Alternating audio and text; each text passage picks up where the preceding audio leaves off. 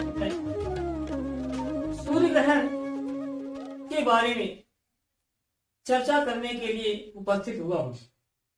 21 जून 2020 आषाढ़ कृष्ण पक्ष अमावस्या को यह सूर्य ग्रहण हो रहा है। यह बहुत पावरफुल सूर्य ग्रहण है। वैसे तो ये भौगोलिक घटना है, लेकिन सनातन धर्म के अनुसार इस दिन स्नान, दान, पुण्य और मंत्र सिद्धि के लिए विशेष महत्व वाला दिन कहलाता है। विभिन्न राशियों में अनेक प्रकार के फल देगा। कुछ राशियों को विशेष लाभ होगा और मैं चाहता हूं कि सभी लोग कुछ मंत्र सिद्ध करें, क्योंकि ग्रहण काल में किया गया मंत्र जब शीघ्र प्रभावशाली होता है, यह तत्काल सिद्ध हो जाता है।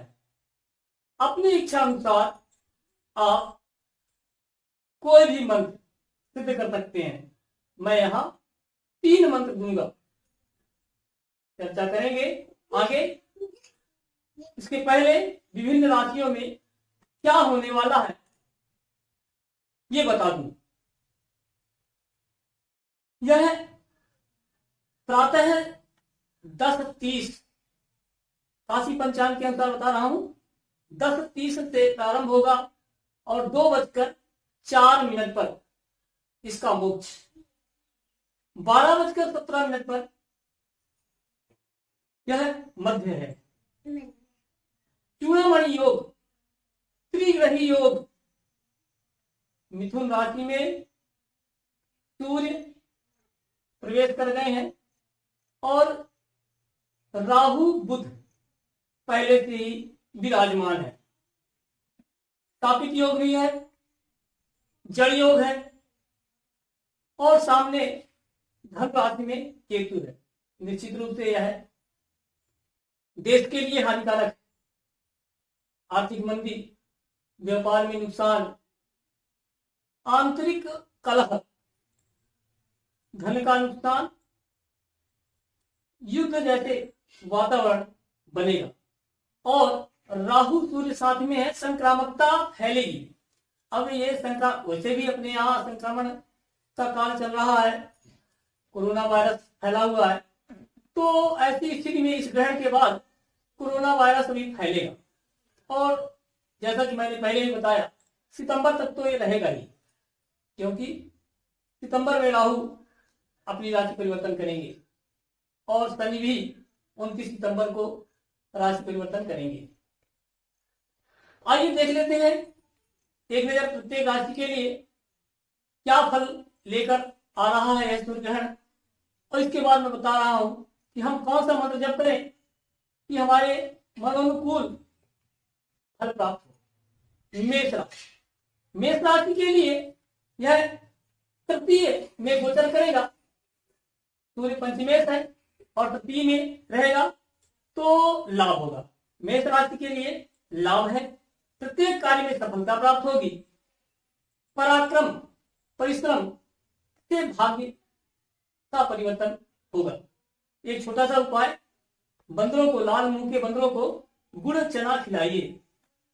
और मैं बता दूं प्रत्येक राशि के लिए, प्रत्येक राशि वाले सूर्य का आदित्य हृदय स्तोत्र और सूर्य देव को जल देना, ये 2 कार्य तो प्रत्येक राशि वाले करेंगे। कुछ खास विशेष राशियां हैं, उनके लिए मैं अलग। वृष राशि वाले, इनके द्वितीय भाव में, धन भाव में यह गोचर रहेगा और ग्रहण काल में ये चतुर्थेश होकर वृष राशि में रहेंगे। तो इनके लिए क्या होगा, धन का लाभ तो हो सकता है, सफलता मिल सकती है, परंतु कुटुंब में आपसी मनमुटाव, कहीं धन हानि भी हो सकती है और कुछ नेत्र रोग की परेशानी हो सकती है। आप क्या करें, रविवार को मंदिर में बादाम दान करें। साथ में मैंने बता दिया कि आदित्य हृदय स्तोत्र और सूर्य देव को जल देना अनिवार्य है। यह संक्रमण काल है, प्रत्येक व्यक्ति को सूर्य को जल देना और आदित्य हृदय स्तोत्र का पाठ अनिवार्य है। इसके बाद आते हैं मिथुन राशि, जहां की मिथुन राशि में ही ग्रहण है। निश्चित रूप से मिथुन राशि वाले बहुत सतर्क रहें, क्योंकि मिथुन राशि वालों को घात है। आकस्मिक घटना, दुर्घटना और संक्रमण से ज्यादा संक्रमित होने की शंका केवल मिथुन राशि वालों। मिथुन राशि वाले, इनके लगने में ही सूर्य रहेंगे, ग्रहण भी इनके लगने में ही है, और एकादश तृतीय जो है कहां रहेंगे, लगने में। तो तृतीय पराक्रम में भी नुकसान होगा। मिथुन राशि वालों के सेहत का ख्याल रखें। ये क्या करें, नदी में गुड़ बहाएं। और आदित्य हृदय तो मिथुन राशि वाले तो अनिवार्य रूप से करें। इसके बाद आते हैं कर्क राशि के व्यय भाव में यह गोचर रहेगा। ग्रहण काल में धनेश व्यय भाव में रहेंगे, धन का अपव्यय होगा। हो सकता है कोर्ट कचहरी के मामले में भी आपका धन का व्यय हो, और व्यय भाव में होने से अपव्यय हुआ। कुटुंब और वाणी में आपके गड़बड़ाहट होगी। आप भी क्या करें, झूठी गवाही न दें, अपने धर्म का पालन करें, पिता की बात माने, पिता से अच्छे संबंध बनाए। कर्क राशि वाले। सिंह राशि के लिए लाभदायक, क्यों? क्योंकि ये एकादश में सूर्य रहेंगे और लग्नेश है, तो लग्नेश एकादश लाभ भाव में है, लाभ ही लाभ है। सिंह राशि वालों के लिए बहुत अच्छा है, गोचर लाभदायक है। उपाय के तौर पर आप क्या कर सकते हैं, मीठा जल सूर्यदेव को चढ़ाएं, और जो भी मन पड़े वो करें। आगे मंत्र बताऊंगा, उनको सिद्ध कर सकते हैं। लाभ ही लाभ है सिंह राशि वालों के लिए। कन्या राशि के लिए दशम में यह गोचर रहेगा। ग्रहण के समय सूर्य राहु बुध दशम, ध्यान दीजिए, दशम भाव में सूर्य दिग्बली होते हैं, राहु भी कारक होते हैं, और बुध जिनके साथ उसी प्रकार का फल देते हैं। यह तीनों मिलकर के अच्छा फल देंगे। सुख, संपत्ति, भूमि, भवन, वाहन, राजकीय कार्य में लाभ। यदि नेता है तो राजनीति में अच्छी खासी सफलता मिलने वाली है। क्या करें? उपाय के तौर पर आदित्य हृदय स्तोत्र। वैसे सब कुछ अच्छा है, कन्या राशि वालों के लिए अच्छा है, फिर भी भद्र योग है तो अच्छा ही है, आप कर सकते हैं आदित्य हृदय स्तोत्र। तुला राशि वाले, नवम में सूर्य का गोचर होगा। ग्रहण काल में नवम भाव में रहेंगे, और एकादश भाव के स्वामी रहेंगे। लाभ भाव के स्वामी नवम में है तो अच्छा तुला राशि के लिए, पर नवम में मानहानि, धर्म को न मानना, हो सकता है आपके मन के अंदर आस्था की भावना कम जाए, तो आप ध्यान दें, धर्म का पालन करें। नवम भाव में है, भाग्य का परिवर्तन, भाग्य का साथ मिलेगा, हर कार्य में सफलता तुला राशि वालों के लिए। इसके बाद वृश्चिक, ये कष्टदायी है। क्यों? वृश्चिक राशि वालों के लिए अष्टम में है एक गोचर। सूर्य राहु बुध तीनों अष्टम में रहेंगे और दशम भाव के स्वामी है। वृश्चिक राशि वाले, इसके पहले मैंने कहा मिथुन राशि कष्टदायी है, उतना ही या उससे ज्यादा वृश्चिक राशि वालों के लिए कष्टदायी है। स्पष्ट दिख रहा है दुर्घटना, कहीं ना कहीं घटना दुर्घटना, चोट चपेट, नेत्र रोग हो सकता है। अष्टम भाव यद्यपि सूर्य को दोष हो सकता, लेकिन राहु के साथ है, संक्रमण है। आप भी सेहत का ख्याल दें, अपने सेहत का ख्याल रखें। और अष्टम में घात दुर्घटना होने की शंका है। वृश्चिक राशि वाले विशेष ध्यान दें, संकट है, ग्रहण काल में कोई ना कोई कष्ट अवश्य होगा। क्या करें? वृश्चिक राशि वाले तांबे का एक सिक्का, छोटा सा गोला तांबे का सिक्का सफेद धागे में अपने गले में धारण कर लें, क्योंकि यह गोचर 1 माह चलेगा। ग्रहण तो ठीक है 21 तारीख को है, उस समय जो कष्ट होगा तो है, इसके बाद ये 1 माह तक ग्रहण दोष, कुंडली में ग्रहण दोष रहेगा 15 जून से 15 जुलाई तक।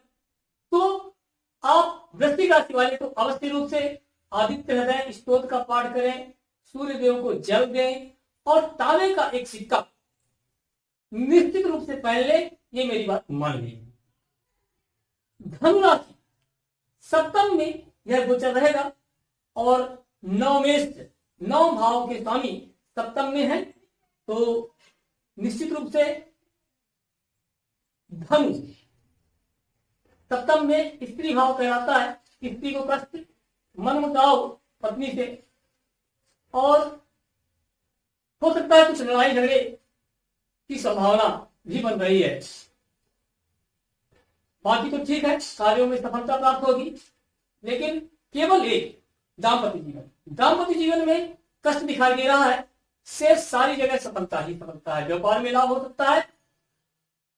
अब हम क्या करें?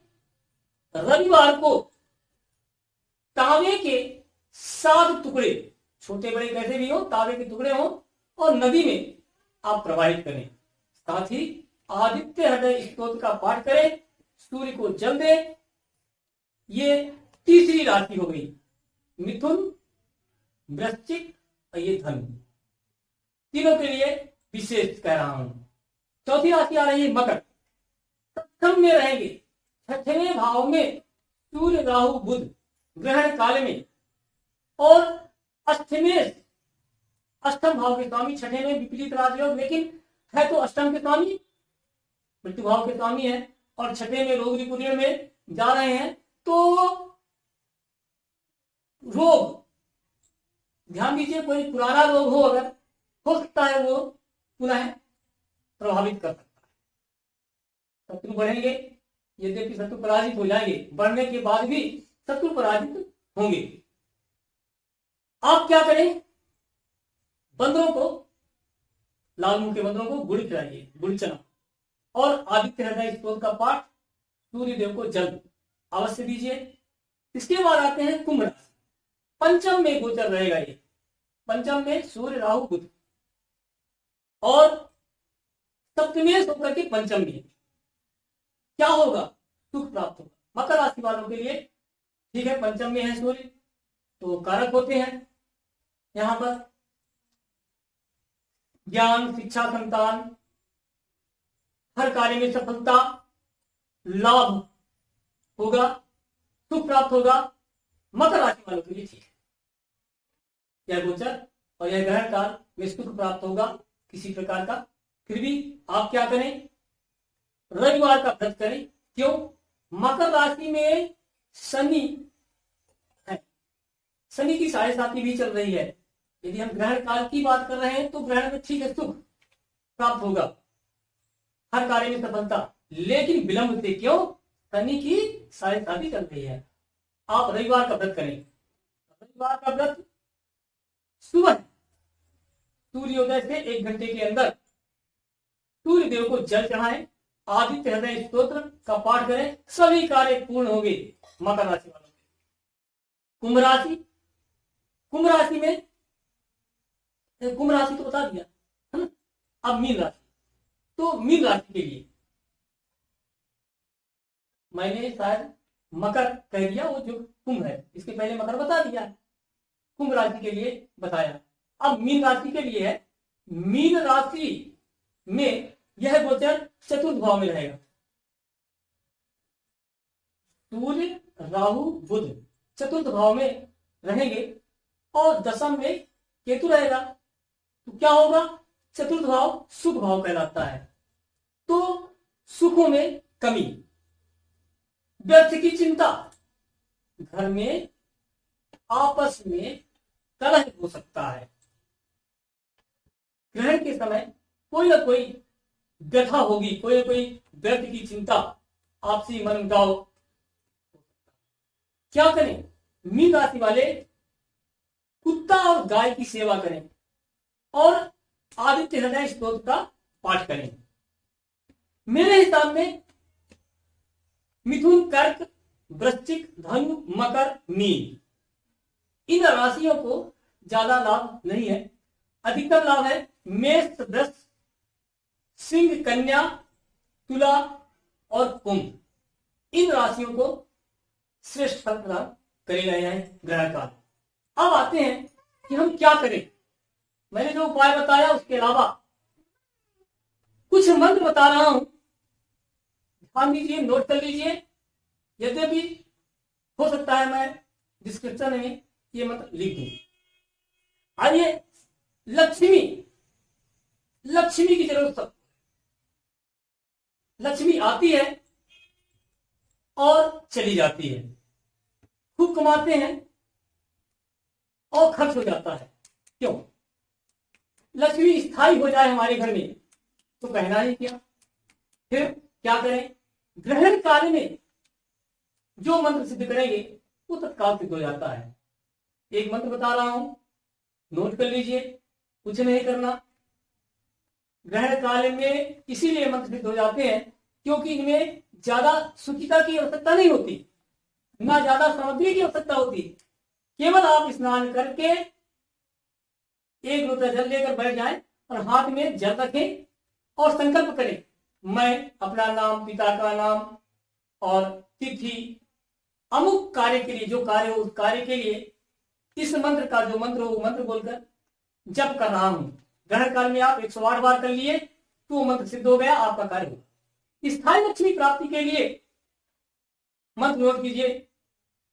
श्री शुक्ले महाशुक्ले कमल दल निवासे श्री महालक्ष्मी नमो नमः। लक्ष्मी माई सत्य की सवाई, आओ चेतो करो भलाई, ना करो तो सात समुद्रों की दुहाई, रिद्धि सिद्धि खाओगी तो नवनाथ 84 सिद्धों की दुहाई। ये सावर मंत्र है, तत्काल सिद्ध हो जाता है। नोट कर लें इसको। इस मंत्र को कम से कम 108 बार, वैसे तो 3 घंटे और 34 मिनट का ग्रहण काल है। यदि हम 3 घंटे भी करेंगे तो कम से कम 3 माला तो हो ही जाएगा। इससे ज्यादा हो जाएगा ये मंत्र पूरी तरह सिद्ध हो जाएगा। और स्थायी आप चमत्कार देखिए, करके देखिए और फिर मेरा आपका संपर्क तो बना ही रहेगा। 1-2 माह में ही आप कहिए कि क्या लाभ हुआ, बताएंगे आप। दूसरा बता रहा हूं, घर। बहुत से लोगों का घर बन नहीं पाया या आधा बना रुक गया। मैंने देखा है कई लोग रिटायर हो गए नौकरी करते करते, जो पुराना घर था बेच दिए और क्वार्टर किराए से लेकर रह रहे हैं। क्यों? एक मंत्र बता रहा हूं, जिनका मकान नहीं बन पाया, शेष है मकान बनना।